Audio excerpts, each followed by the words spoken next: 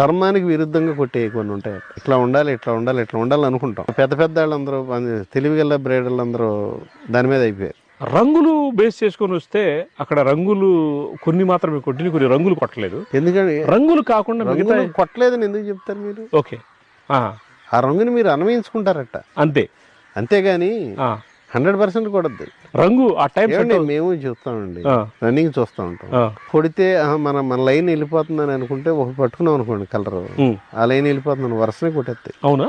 Okay, దాంట్లో అనుమానం లేదు. మనం పట్టుకోలేకపోయాం అనుకోండి, దాన్ని ఎసెస్ చేయగలగాలి కరెక్ట్ గా.